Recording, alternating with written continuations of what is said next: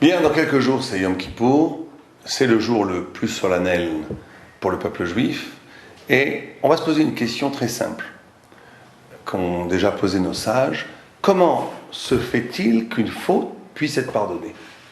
Comment se fait-il que quelqu'un qui a commis un crime, quelqu'un qui a fait quelque chose de négatif, qui a détruit, car toute faute, toute avérée est une destruction, peut, par la force de la tchouva, du repentir, et par la force du jour, de la sainteté du jour de Kippour, peut annuler, effacer la faute. Comment c'est possible? C'est que cette problématique de l'effacement de la faute a été une problématique universelle qui a travaillé la conscience du monde entier, et notamment des goïms, beaucoup. Mais les juifs ont un secret.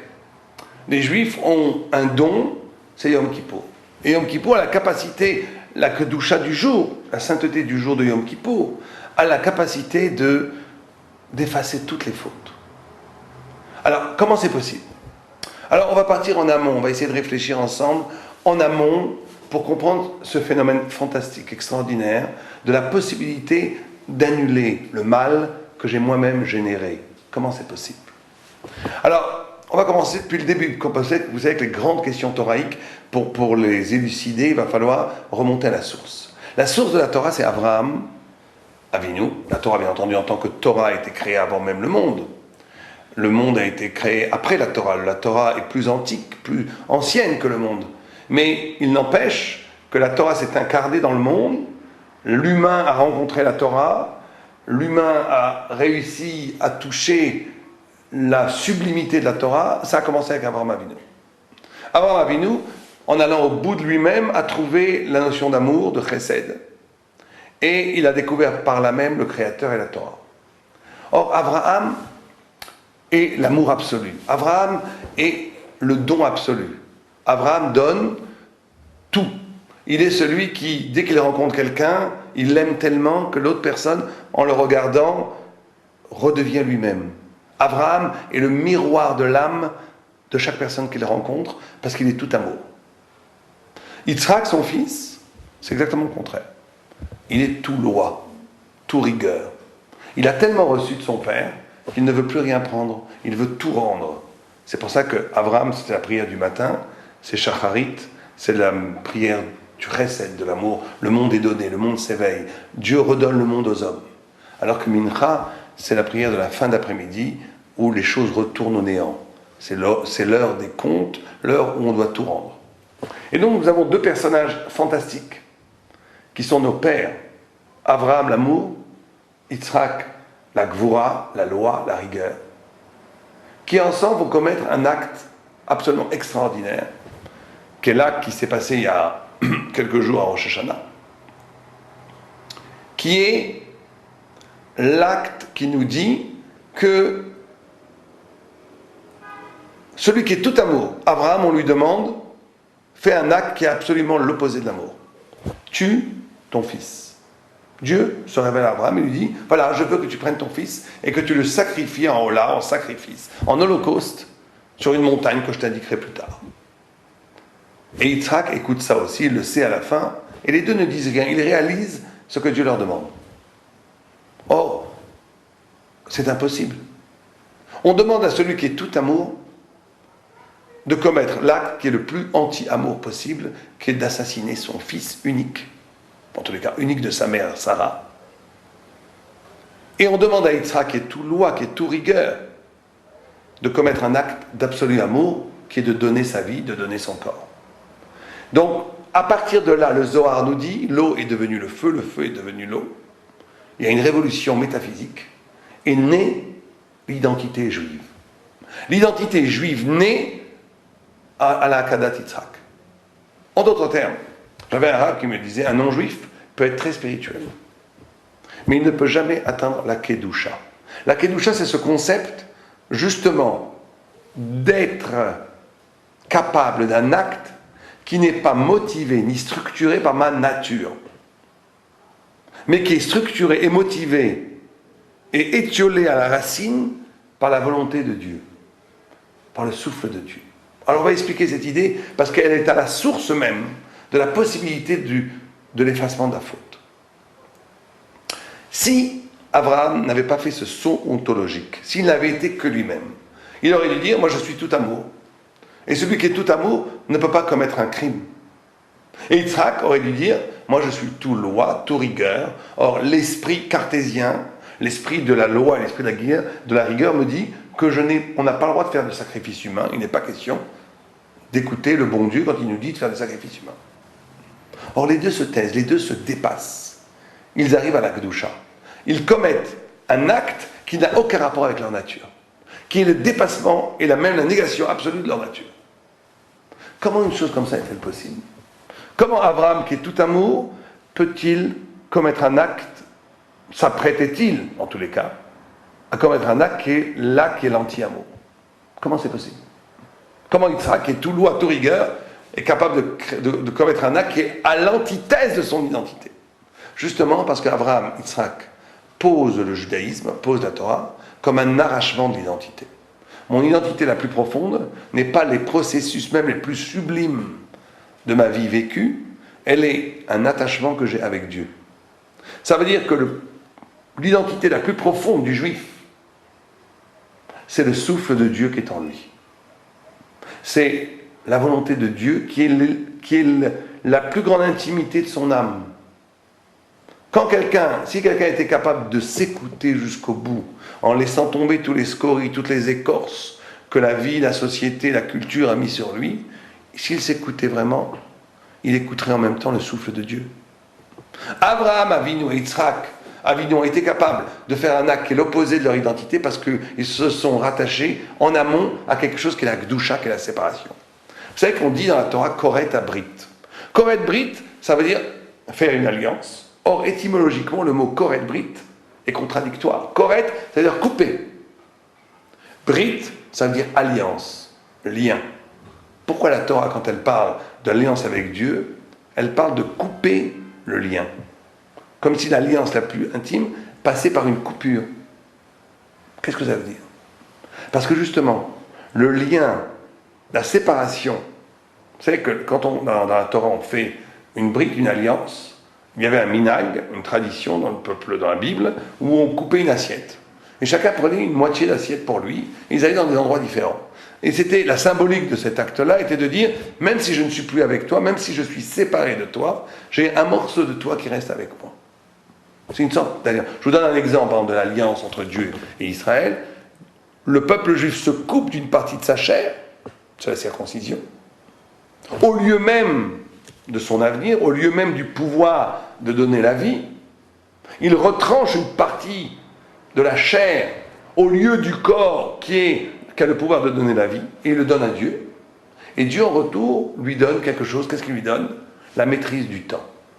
C'est le peuple juif qui maîtrise le temps, qui a le pouvoir de créer le temps universel. Donc vous voyez, c'est ça une brite. Mais pourquoi ça passe par Koret Brite?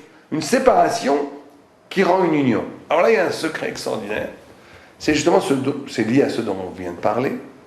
C'est parce que justement, plus la séparation avec Dieu implique une alliance, plus je comprends et je prends conscience de l'écart infini qui me sépare de Dieu, plus je prends conscience de l'infinité de Dieu, donc plus je me sépare par cette conscience, plus paradoxalement je deviens proche de lui. Et plus je suis proche de lui, plus l'alliance s'intensifie, plus je suis collé à l'infini de Dieu, plus je prends conscience de justement l'écart infini qui me sépare de lui. C'est ça Koret Brite. D'ailleurs dans les rapports humains c'est pareil. Deux personnes sont vraiment ensemble si elles sont capables d'être toujours ensemble quand elles sont séparées.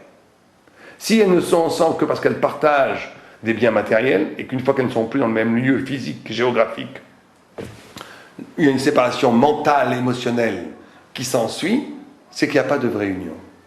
Si on est lié que par la matérialité qui nous unit, c'est comme deux briques qui sont liées par du ciment. Ça reste deux briques.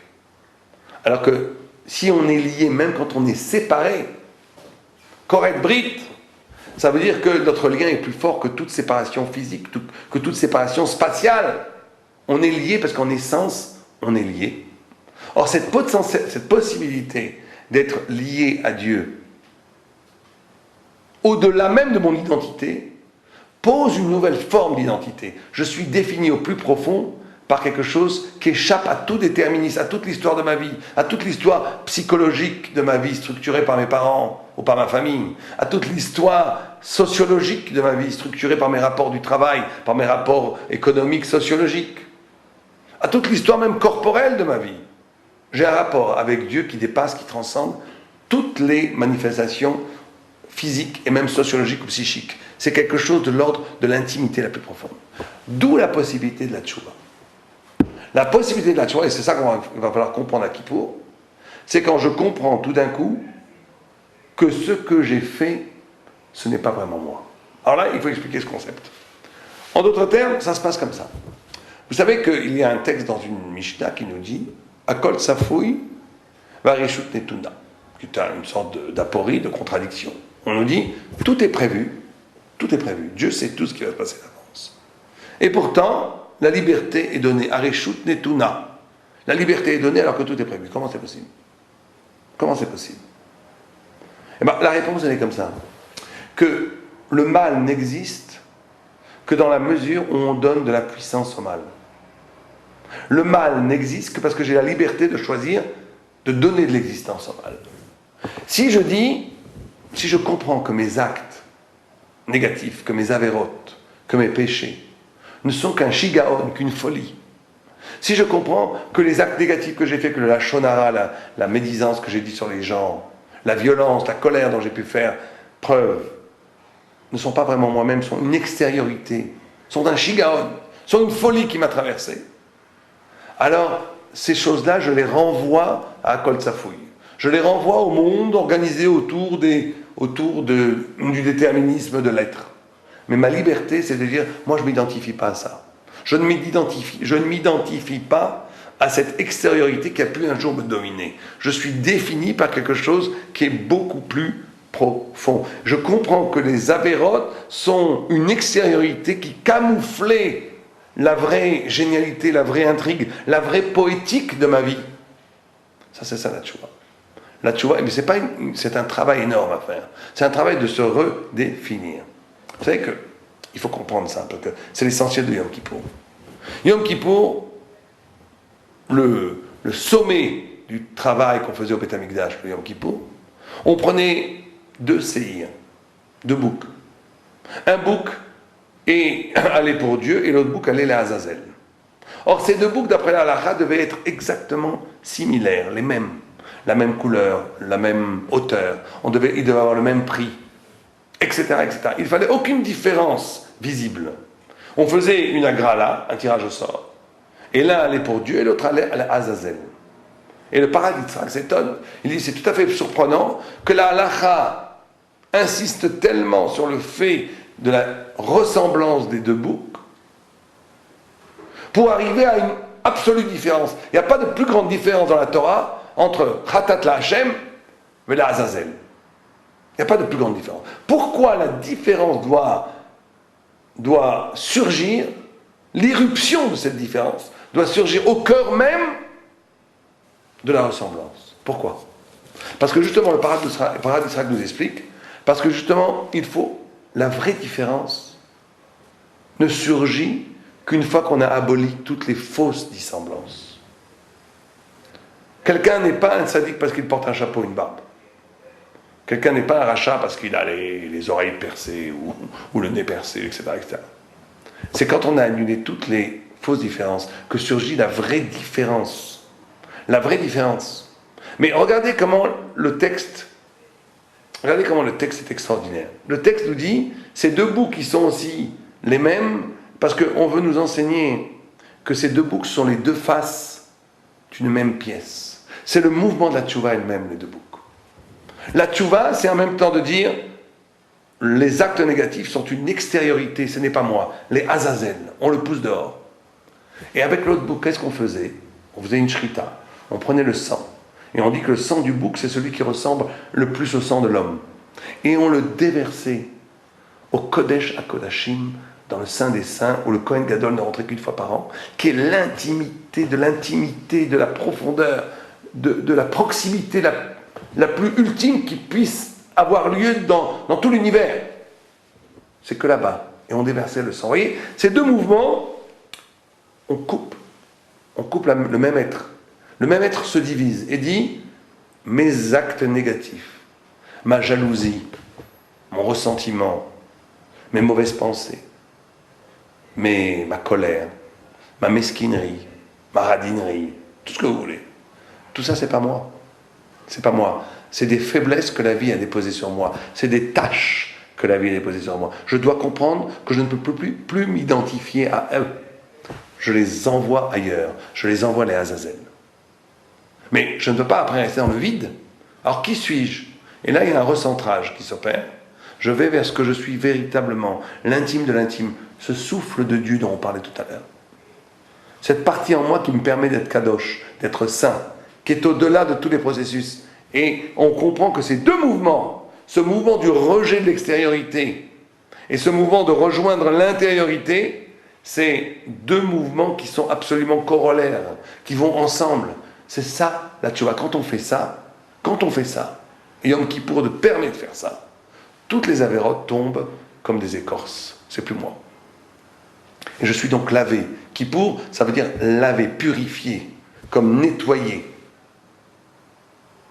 Kippour, ça veut dire nettoyer, comme on nettoie un verre, quand on nettoie un ustensile, on enlève l'extériorité pour rejoindre le diamant qui était caché, qui est le diamant de mon âme, qui était masqué par le processus de la vie, où on passe sa vie à se mettre des masques. À se mettre des masques pour se faire croire de façon sûre qu'on existe. Parce qu'on a peur véritablement d'exister. On a peur d'être. Donc on passe sa vie à paraître. Et à Kippour, c'est cet engrenage qu'il s'agit de casser.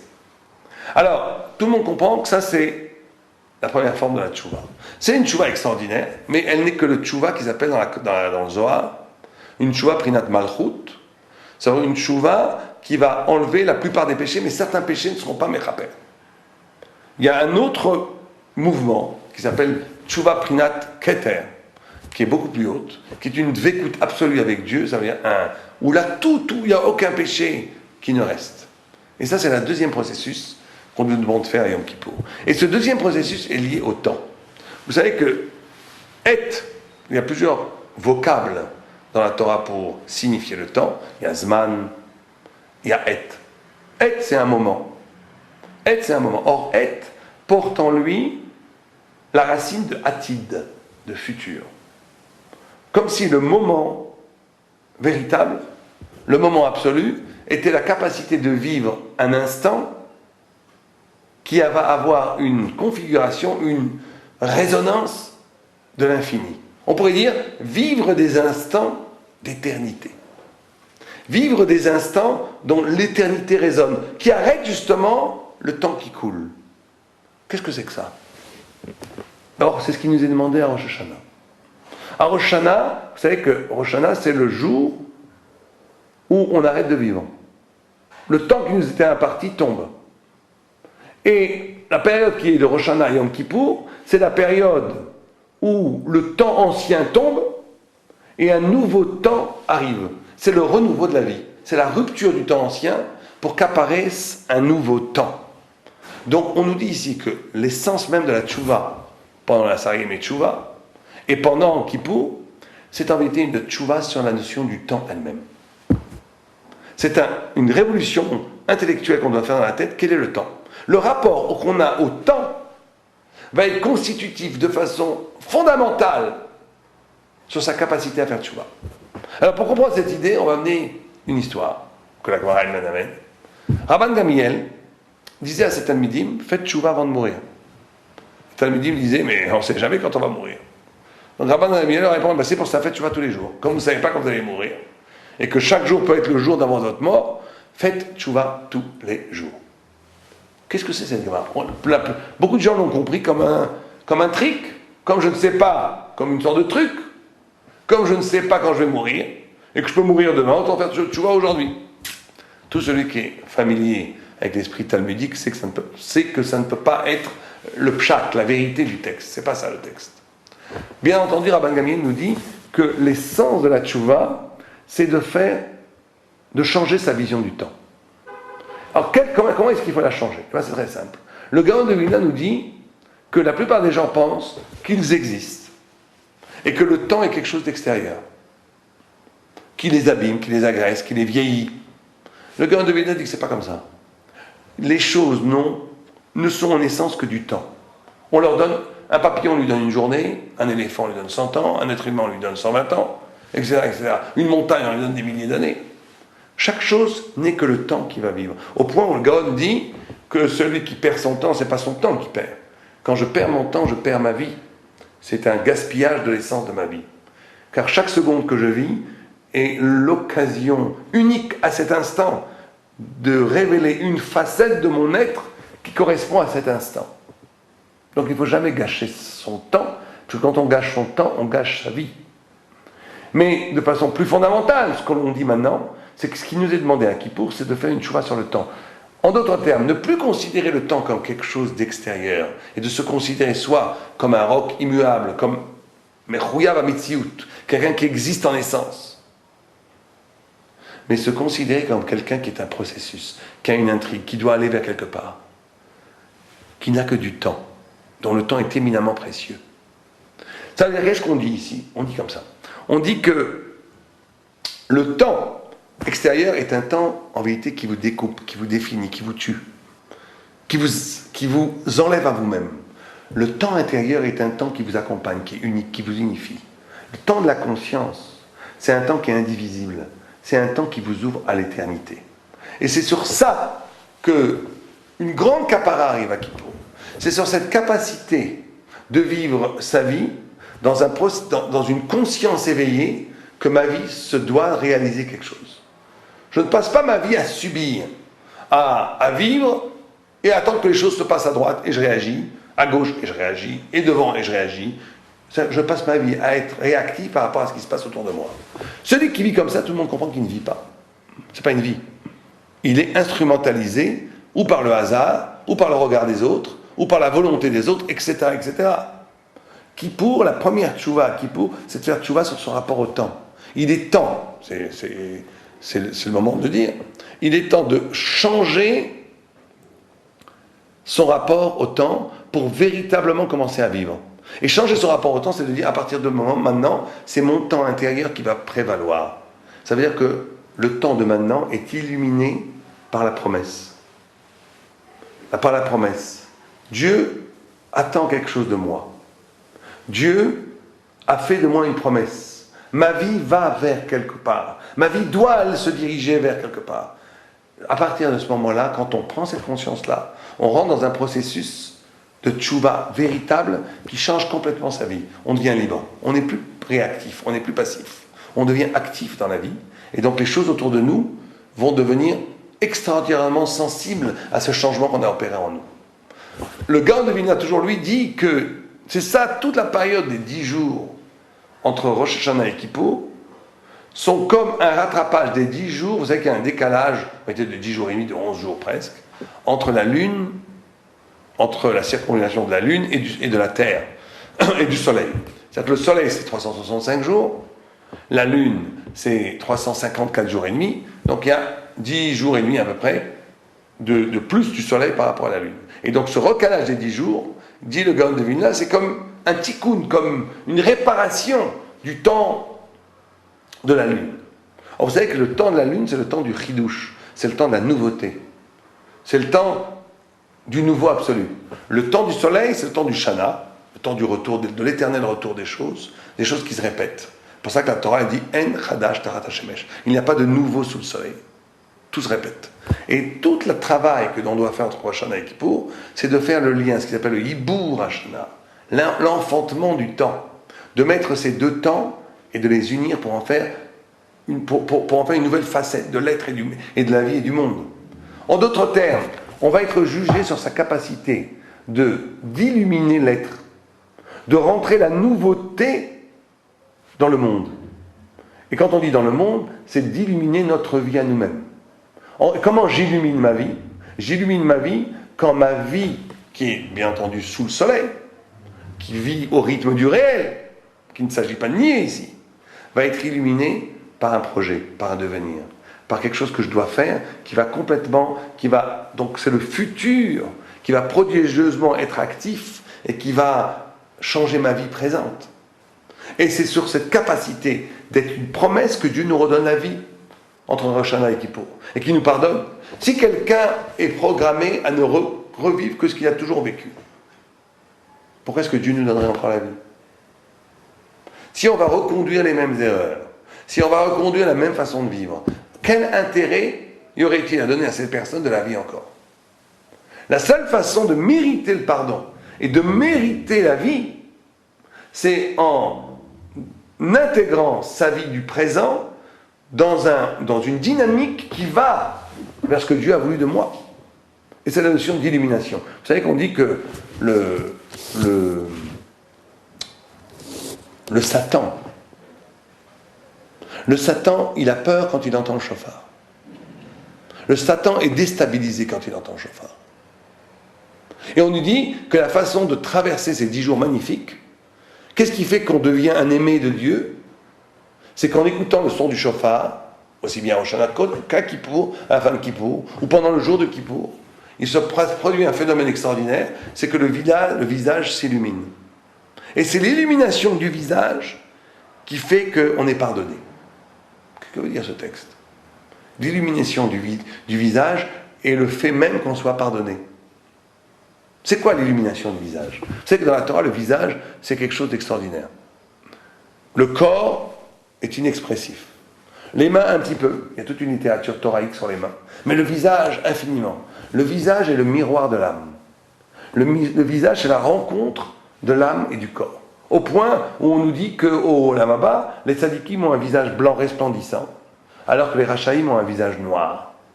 Le visage, quand un tzadik peut voir quelqu'un sur son visage en une fraction de seconde, il sait exactement qui il est. Le visage ne trahit jamais, il dit. Parce que le visage, c'est le rendez-vous du corps et de l'âme. Or, qu'est-ce qu'on nous dit? qu'à Rosh Hashanah, à Yom Kippour, que le son du shofar, ou que le jeûne de Yom Kippour produit le pardon, produit la kapara. Parce que justement, la kapara, le pardon, est toujours une notion d'amour. Et l'amour est toujours lié au futur. Ça, il faut bien comprendre. Si vous voulez savoir si on vous aime ou pas, c'est très simple. Quelqu'un qu'on aime, on lui donne une chance, on lui donne du futur. Quelqu'un qu'on n'aime pas, on le juge par rapport à ce qu'il est. C'est proportionnel. Plus vous aimez quelqu'un, plus cet amour, ça ne veut pas dire que je suis indulgent et que je pardonne tout, au contraire. Ça veut dire que je juge cette personne par rapport à sa faculté de devenir. C'est le futur. Quand quelqu'un n'aime pas quelqu'un, il le juge par rapport à ce qu'il est. Il est comme ça, une fois pour toutes, et c'est comme ça. Et je tranche, c'est le dîme. L'amour, c'est la capacité d'enfanter du futur. Et d'ailleurs, ce rapport est dialectique. Parce que si on regarde quelqu'un avec amour, on va le modifier.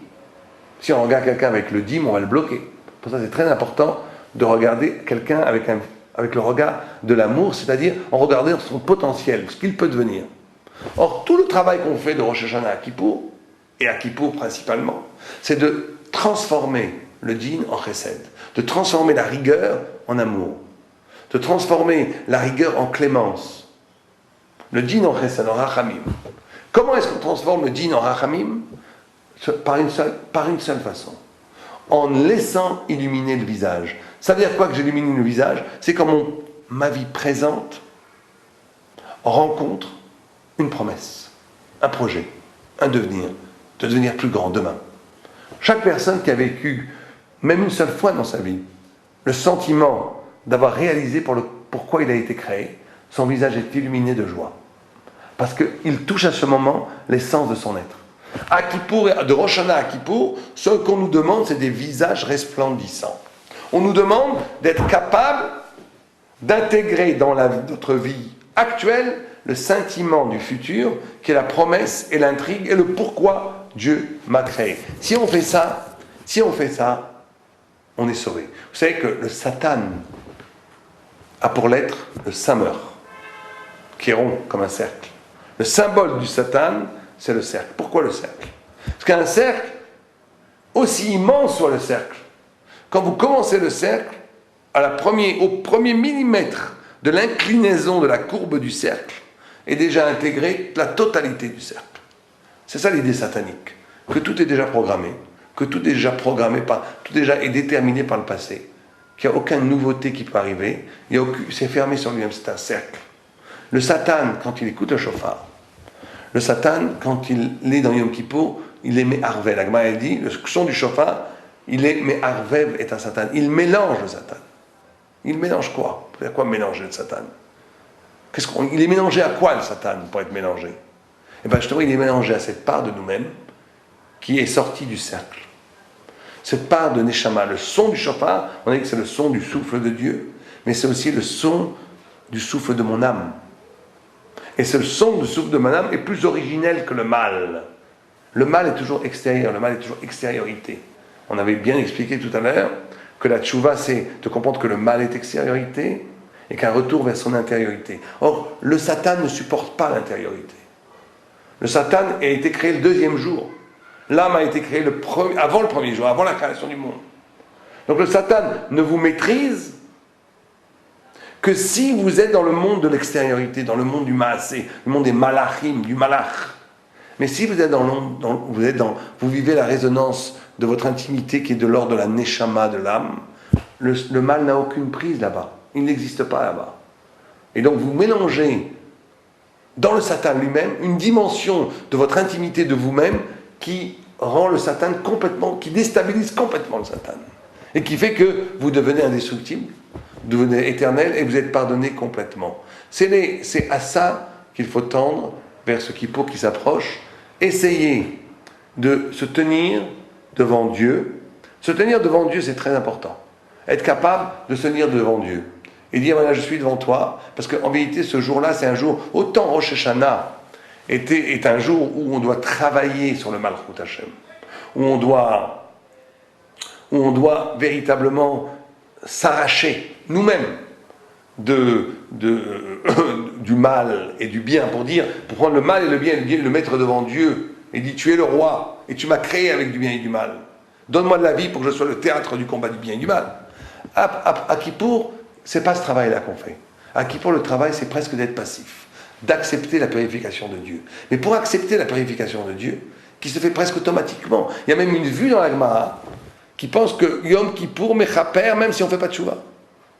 C'est-à-dire que le jour, Rabbi, Yehuda Kadosh, pense que Yom Kippour mechaper, sans qu'on fait de tchouva.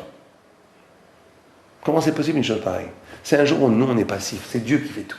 Dieu te pardonne tout. Mais pour que Dieu puisse te pardonner tout, il va falloir que tu sois. Et pour que tu sois, il va falloir te redéfinir. Et pour te redéfinir, tu dis, je ne suis pas celui qui fait du lachon hara. Je ne suis pas celui qui vole. Je ne suis pas celui qui crie. Je ne suis pas celui qui fait du mal à mes proches. Ce n'est pas moi. Ce n'est pas moi. Mon vrai moi, c'est celui qui se tient face à Dieu. Si je fais ça, Dieu fait le travail, il vous enlève toute cette carapace. Et vous vous retrouvez comme un nouveau-né. Comme un nouveau-né. D'ailleurs, la symbolique du shofar a éminemment à faire avec la notion de nouveau-né. Quand un nouveau-né, il naît, il crie. Et le son du shofar, c'est avant la parole, c'est comme le cri. Et pourquoi est-ce qu'il crie? Il crie parce qu'en même temps, il cherche, il ne sait pas où il est, il cherche une communication. Et en même temps, il est joyeux. Il y a les deux, la terreur et la joie en même temps.